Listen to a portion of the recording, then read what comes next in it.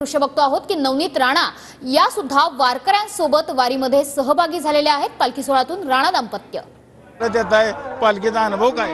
मला वाटतंय की देवानी जेव्हा बोलवलं तर आज दर्शनाकरिता आणि सगळे माऊली जेवढे एवढे वर्षापासून मी नेहमी ट्रेनला झंडी देणं, हे सगळे माऊलीला तिथून अमरावतीवरनं जे माहेर घर आहे आमचे कौंडण्यपूर तिथून इथपर्यंत सगळे पायी येतात।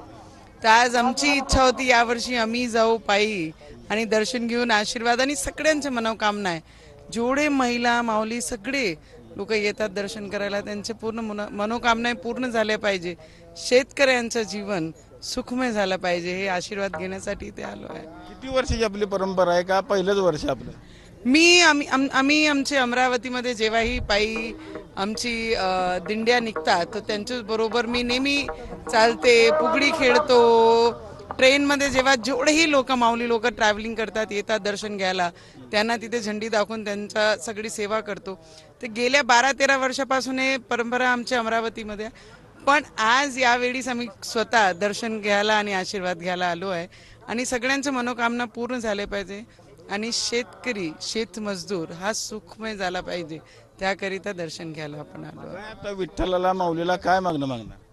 मी तेच मागितलं की आमचे जे शेतकरी आहे, शेतमजदूर आहे आणि जेवढेही वारकरी सगळे दिंड्या घेऊन लांब लांबपासून इथे येतात, एक एक महिना ते सगळे चालतात, सगळ्यांच्या मनोकामना पूर्ण झाल्या पाहिजे आणि आमच्या महाराष्ट्राची जनता सुखमय झाली पाहिजे। राजकीय प्रश्न आहे, लोकसभेला आपल्याबरोबर युतीचा देखील मोठ्या प्रमाणात पराभव झाला होता।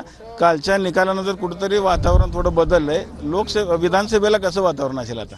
लोकसभाचा मी आपल्याला एवढंच सांगू शकते की ज्या पद्धतीने खोटा प्रचार केला आणि ज्या दुसऱ्या पक्षांनी आपली जिंक नोंद केलेली आहे, तो खोटं जास्त दिवस चालत नाही। सत्य हा सत्य असते आणि येणाऱ्या भविष्यामध्ये खोट्याचा प्रचार करणारे लोकांना धडा महाराष्ट्राची जनता नक्की शिकवणार आहे। लोकसभेला शिंदे गटाला जास्त जागा मिळाल्या होत्या भाजपपेक्षा, मात्र आता शिंदे गटाने दावा केला की विधानसभेला जास्त जागा मिळाल, त्यामुळे भाजपने देखील आता वरिष्ठ पातळीवर 160 किंवा 170 जागा लढवण्याची मागणी केली। किती जागा लढवेल भाजप? मला असं वाटतं महायुतीची सरकार बसन, त्याच्यासाठी आज माऊलीचे दर्शनाला आम्ही सगळे आलो आहे आणि साकडा घालतोय। आपल्या वडनेरा मतदारसंघामध्ये विरोध होतो आपल्या उमेदवारीला, काय विठ्ठलाला साकडं घाल? मी भारतीय जनता पार्टीची कार्यकर्ता आहे आणि रवी राणाजी हा महायुतीचे घटक म्हणून ते गेल्या 10 वर्षापासून देवेंद्रजींसोबत आहे आणि आम्ही त्यांच्यासाठी काम करणार आहे, त्यांच्यात काही शंका नाही। शरद पवारांनी सांगितले की 225 जागेवरती आमचा विजय होईल विधानसभेला, कसं बघताय?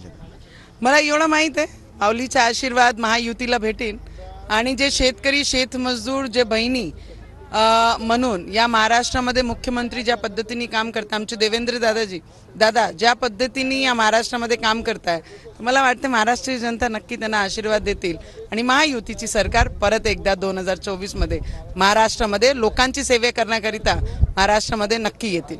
बच्चू कडू महायुतीमध्ये असूनच तुम्हाला विरोध करतायत, त्यांच्यामुळे त्यांनी उमेदवार उभं केल्यामुळे तुमचाही पराभव झाला, चर्चा काय कसं?